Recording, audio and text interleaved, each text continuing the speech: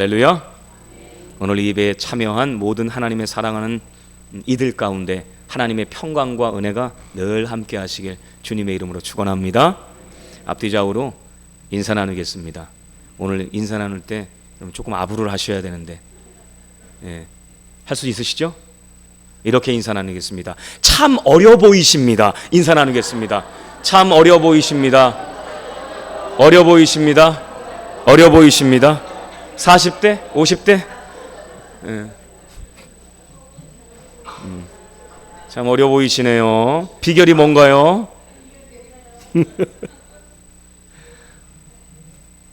가정의 달 5월입니다, 여러분. 우리에게 가족 그리고 가족과 같은 교회를 허락하신 것은 하나님의 큰 은혜인 줄 믿습니다. 이성훈 님이라고 있습니다. 이분이 2018년에 이제 펴낸 책이 있습니다. 그 책 제목이 대나무의 지혜라고 하는 책이에요. 근데 그 책에 보면 여러 대나무가 나오는데 그 중에 중국에 있는 중국 동부지방에서 자라는 모소 대나무에 대한 얘기가 나옵니다. 이 모소 대나무는요, 좀 특이한 나무예요. 씨앗을 뿌리고 정성껏 물을 주어도 4년 동안은 눈에 띄는 변화가 거의 없답니다. 싹을 틔워가지고 안 자라는 것 같아요, 얘가. 그래서 성급한 사람 같으면 뽑아버릴 수도 있겠죠. 방치할 수도 있겠습니다. 고작 몇 센티미터 자라는 게 전부예요. 겉으로 보기에는 보람이 없지요. 죽었는지 살았는지 가치가 있는지 없는지. 그런데 5년째 되는 해 갑자기 하루에 30cm 이상씩 무서운 속도로 자란답니다.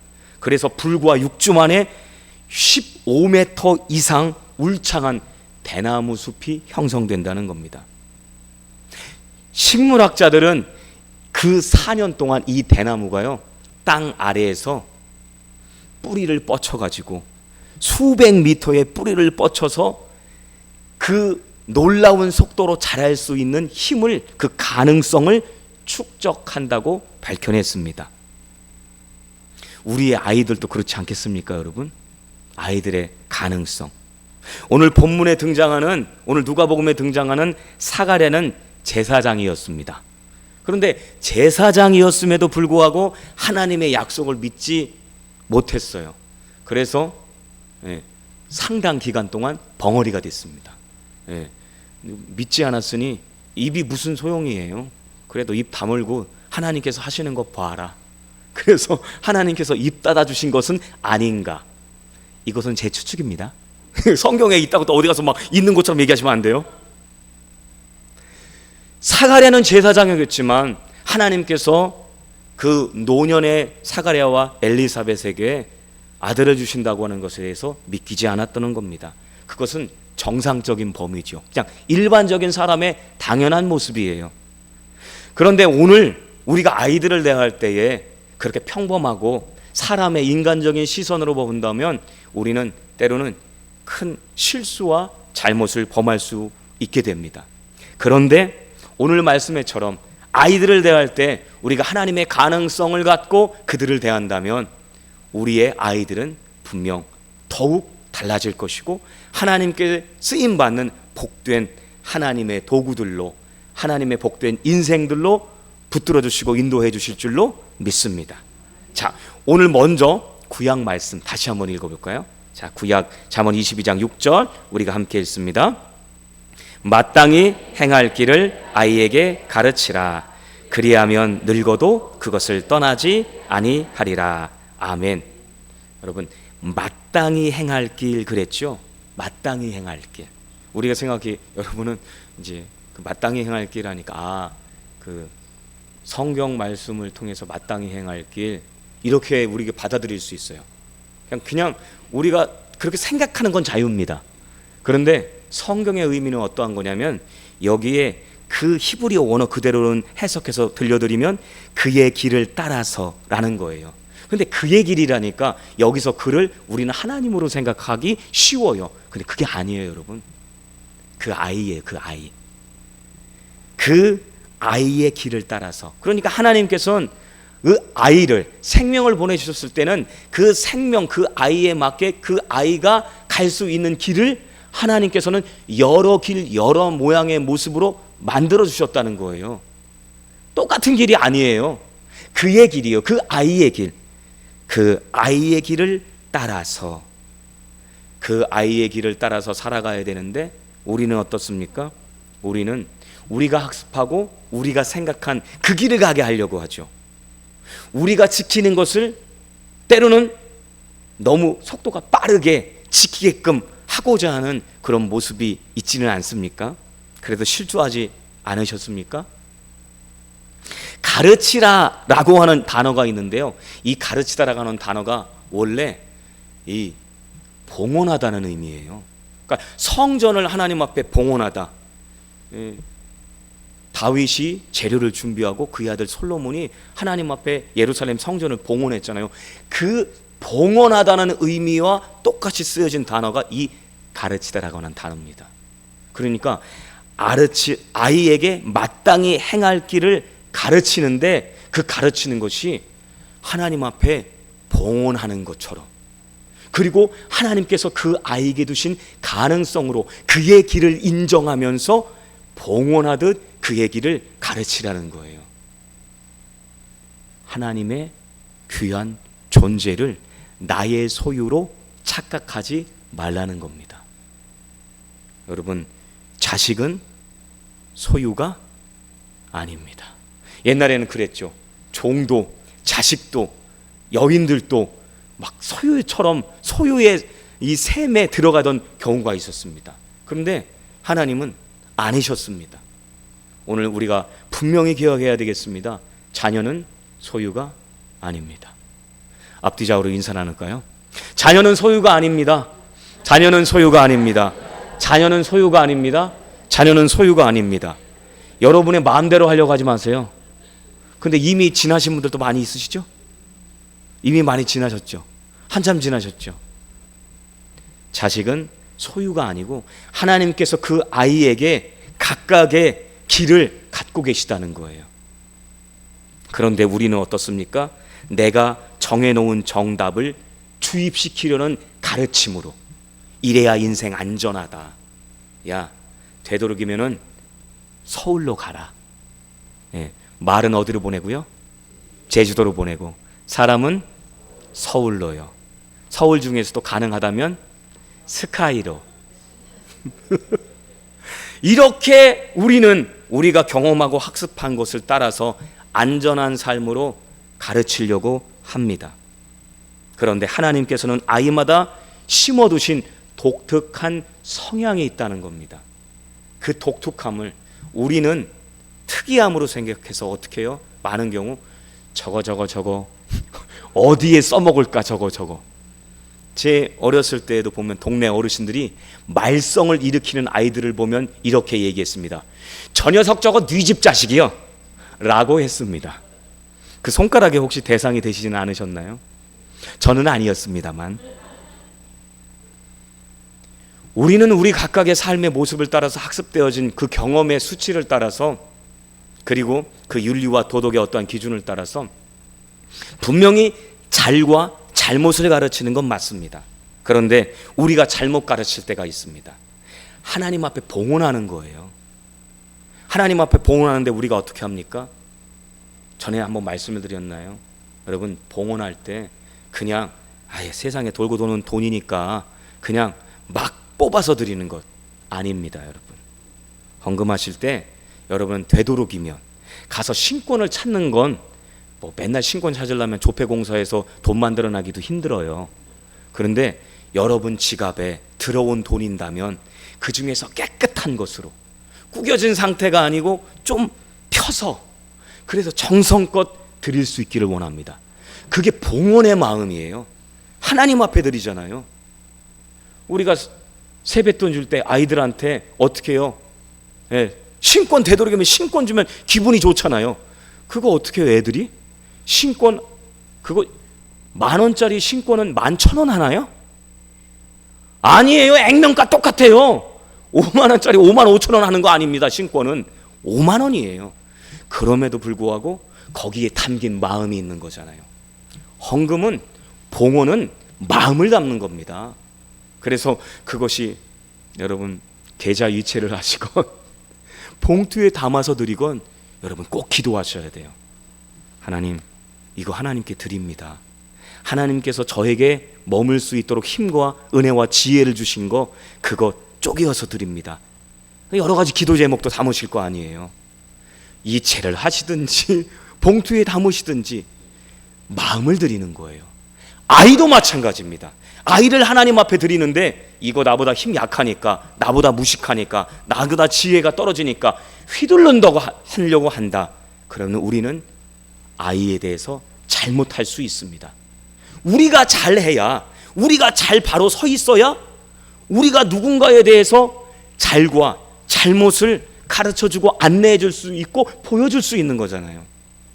바로 그것이 우리가 먼저 잘 되어지는 것이 중요하다는 사실을 바로 깨닫는 어른의 모습일 것입니다.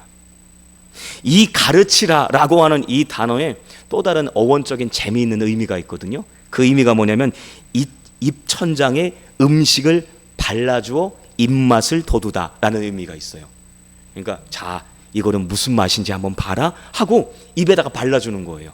아, 이것은 고추장 맛이구나. 아휴, 독한데 매운맛이구나. 아, 이것은 참 달콤하구나. 아, 이것은 스프 맛. 야, 이건 대단한데?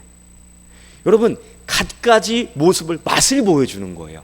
그러니까 자녀들한테 여러분 어렸을 적에 여러 경험을 제공해 주는 것이 소중하다는 얘기를 많이 들으셨을 거예요. 그런데 어렸을 적이 그것이 더 중요하다는 거죠. 여러 가지 경험, 여러 가지 보고, 여러 가지 듣고 하는 그런 것들을 체험하게 해주는 것. 근데 그게 가르치는 거예요. 부모님이 맛보았던 거. 근데 부모님이 다 맛보는 거 아니잖아요. 여러 가지 맛을 볼 수 있도록 내가 본 맛도 있지만 내가 보지 못한 그 맛을 보여줄 수 있도록 안내해 주는 것. 그것이 바로 부모의 역할입니다. 잘 본 맛, 잘못 맛, 본 맛, 그 모든 것을 전해줄 수 있어야 돼요. 내가 선입견을 가지고 있다면 우리는 잘못된 어른이 될 수도 있습니다. 신명기 6장 7절에 이런 말씀이 있어요. 내 자녀에게 부지런히 가르치며 집에 앉았을 때에든지 길을 갈 때에든지 누워있을 때에든지 일어날 때에든지 이 말씀을 강론할 것이며, 하나님의 말씀을 들려주라는 거예요. 그런데 이 가르침, 인생에 가르쳐주는 것의 중심이 하나님의 말씀이 되어야 되지 우리의 경험의 중심이 됐을 때 어떻게 해요? 우리는 잘못 본 맛을 아이에게 잘 본 맛으로 잘못 가르칠 수 있다는 겁니다. 그렇기에 저와 여러분이 먼저 하나님의 말씀으로 바르게 되어야 될 줄 믿습니다. 교회에서도요, 우리가 이제 거룩함이 부족하면 어떻게 해요? 그 거룩함이 부족함이 막 나오잖아요. 바깥으로.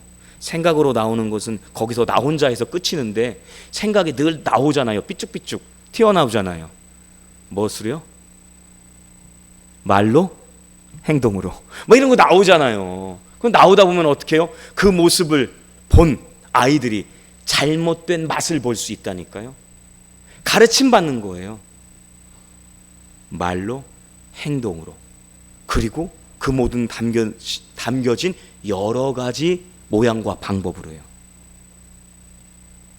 존 플라벨이라고 하는 영국 청교도 목회자이면서 저술가, 특별히 신앙 전수의 중요성을 강조한 분이신데 그분이 이런 말을 남겼어요.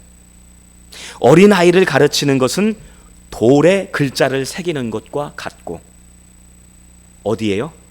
돌에 새기는 것 같대요, 아이들한테는. 그런데 어른을 가르치는 것은 모래 위에 글자를 새기는 것과 같다. 모래 위에 글자 새기면요, 잠시는 가잖아요. 신방을 했는데 어떤 어르신께서, 권사님께서 그런 얘기를 하시다요. 목사님, 들으면서 까먹어요. 들으면서 아, 이랬구나 하면서 까먹는 거죠. 뭐 뒤돌아설 것도 없어요. 들으면서 까먹으신다고 하시더라고요. 인생이 그렇습니다. 그러니까 조금 더 젊었을 때, 어렸을 때 우리가 하나님의 말씀으로 잘된 맛을 전해준다면, 우리가 물론 여전히 부족하고 모자르고 계속해서 거룩해져야 되지만 우리 가운데 있는 기록되어진 하나님의 말씀, 우리 심중에 있는 말씀이 삶이 돼서, 그래서 계속 훈련해야 되는 거예요. 그래서 계속 실천을 강조하는 겁니다. 하나님의 말씀을 머리로, 온 삶으로 우리가 계속해서 실천해야 이것이 나에게 복이 되어지고, 이것이 말씀이 육신이 되어 이 땅 가운데 오신 예수님처럼 성육신, 거룩한 육신의 모습으로 오신 것처럼 우리가 우리의 자녀들한테 그러한 성육신의 모습으로 하나님의 말씀을 가르쳐 줄 수 있는 거예요. 연기하자는 것은 아닙니다. 연기는 한계가 있습니다. 우리가 그 모습 그대로를 따라서 겸손한 모습으로 살아갈 때에 우리는 아름답고 복된, 세상에 어디에도 없을 그런 돌아다니는 성경책, 인생 교과서인 신앙인으로서의 모습으로 아이들한테 가장 좋은 유산을 남겨줄 줄 믿습니다. 자, 이제 누가복음으로 넘어가 보겠습니다. 누가복음 우리가 1장 76절 우리가 함께 읽어볼까요? 시작. 이 아이여,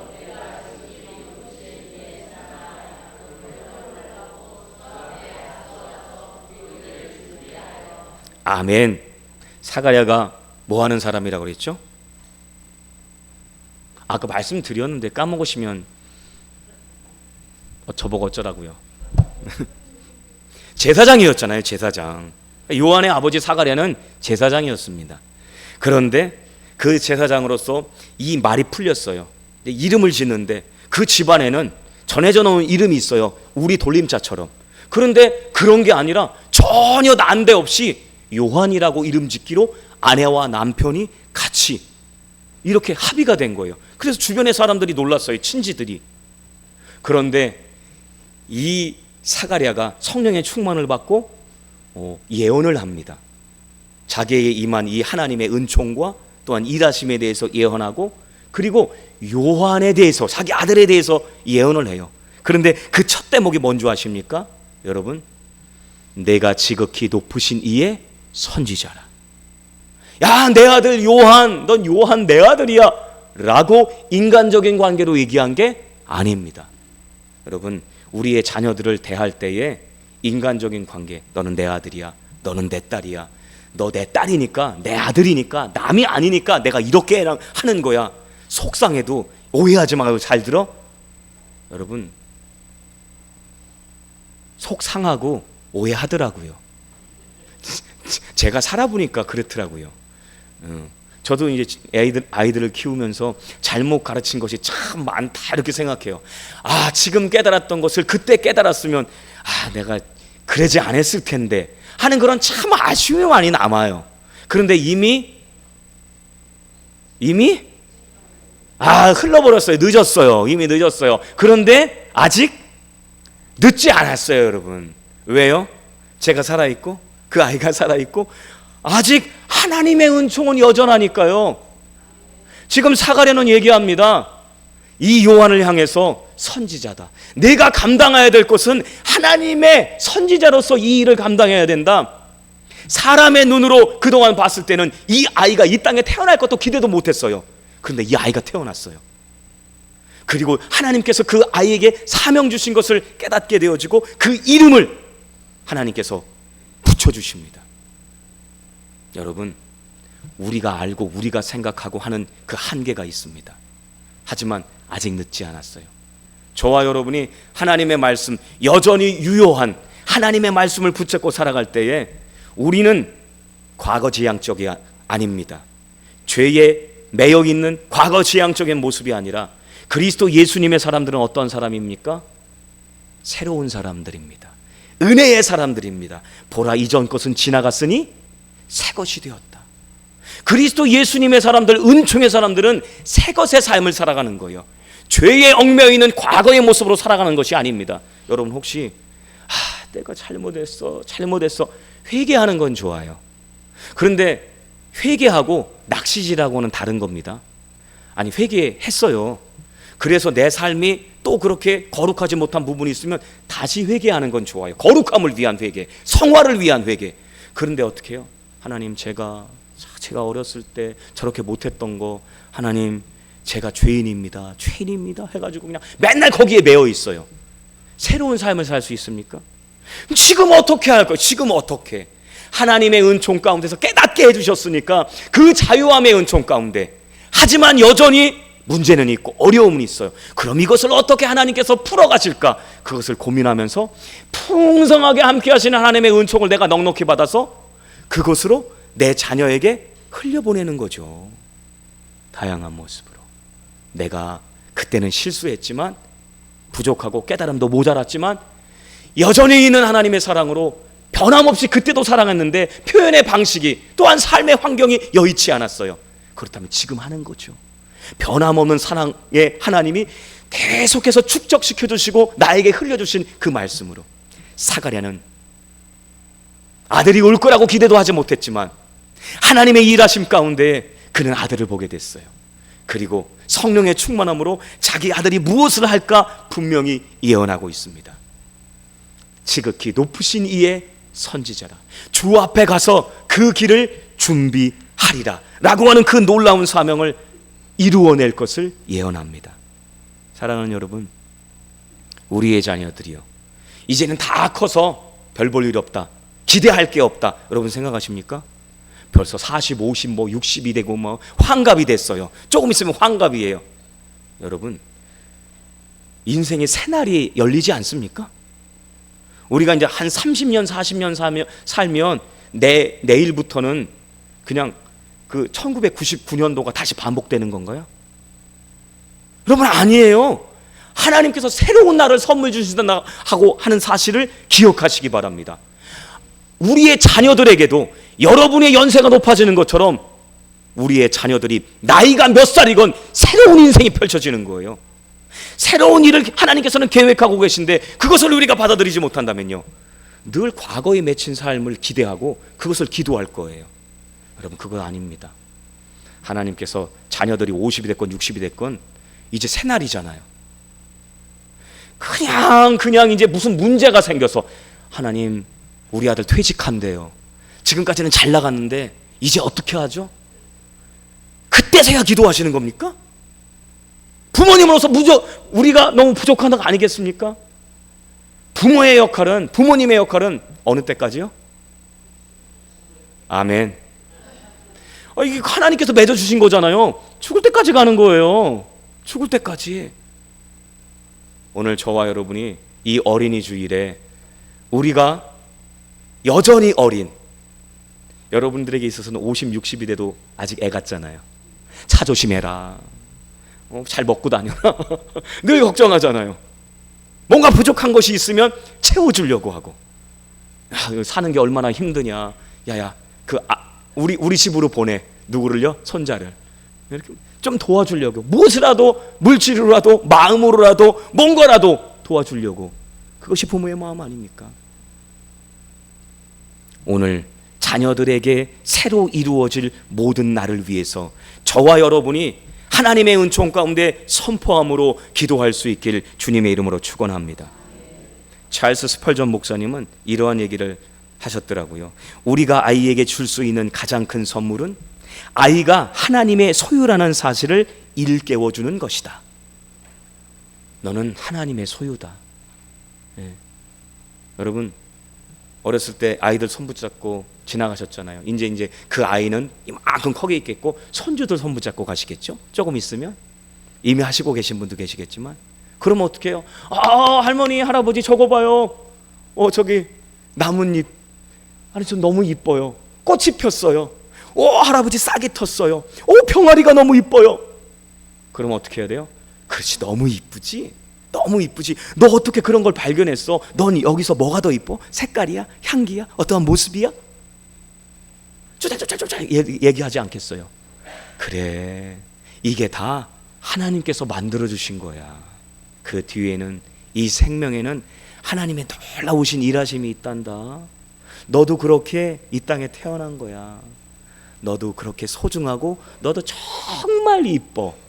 하나님께서 너를 이 땅에 보내신 거야. 하나님의 하나님 되심을, 그리고 하나님의 자녀인 것을, 하나님의 소유인 것을 일깨워주는 것, 그것이 저와 여러분이 해야 될 귀한 일입니다. 마태복음 18장 5절에서 예수님은 또 누구든지 내 이름으로 이런 어린아이 하나를 영접하면 곧 나를 영접함이니 그러셨어요. 예수님께서 아이들이 오는 것 방해하고 그럴 때에 아니다, 그것 아니다 라고 예수님께서 그 어린아이, 그 어떻게 연약해 보이고 지식이 지혜가 부족해 보일 수 있는 그 아이들을 향해서 축복해 주라고, 환대해라고, 맞아주고 지지해 주고 격려해 주라고요.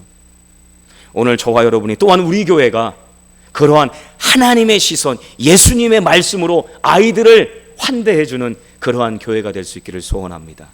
왜냐하면 그 아이들에게 하나님의 가능성이 있기 때문입니다. 오늘 마지막 말씀 80절 우리 함께 읽어볼까요? 80절 시작. 아이가 자라며 심령이 강하여지며 이스라엘에게 나타나는 날까지 빈들에 있으니라. 아멘. 야, 여러분, 자기가 사랑하는 아들, 그 아들인데 이 아들을 어디로 보냈을까요? 어디로 보냈어요?